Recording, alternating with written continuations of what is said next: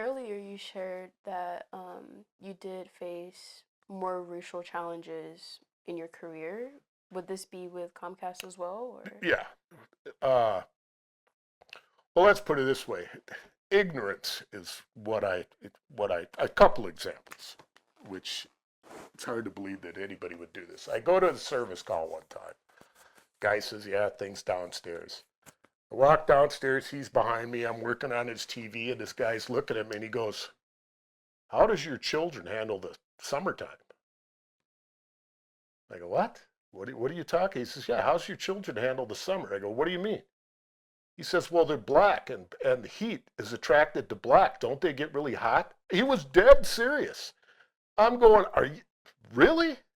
Are you kidding me? At that point, service call ended. Right. I probably could have dropped him right there, but how can somebody be that ignorant? I mean, Right. it's unbelievable.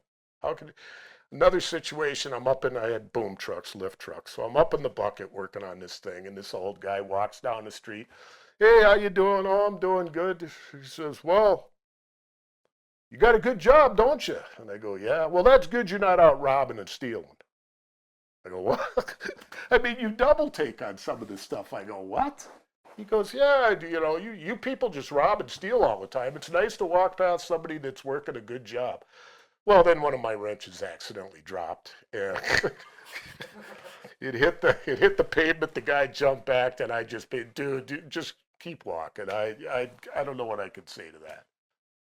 Stuff like that.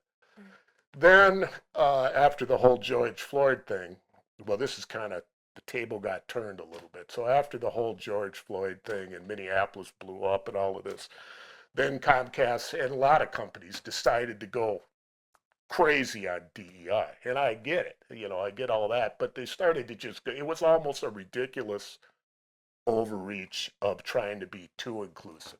You know what I mean? So we had big discussions on Zoom with all these people. And at the end of the discussion, the HR lady goes, hey, Mick, can you hang on? Because I was the only black guy in the call.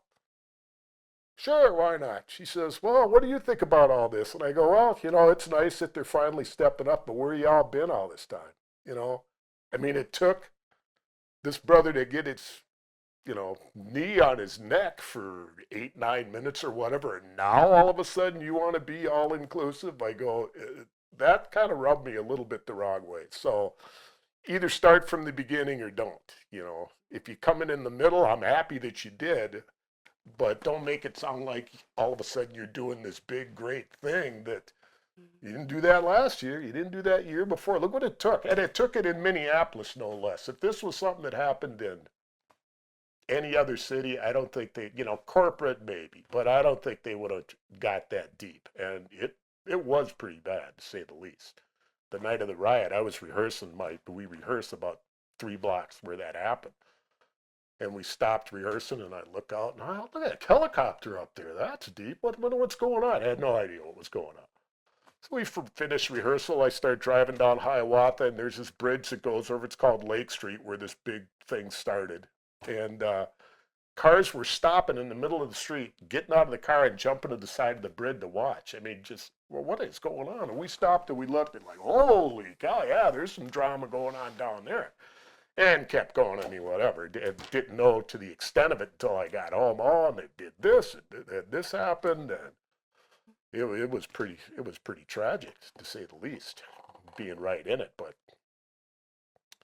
And we went down to the George Floyd Cub Foods or Cup Foods, I think it's called, and they had this big monument in the street. It was a beautiful thing. That one of the iconic photos that you may have seen. It's George Floyd with these big angel wings on. It's a poster.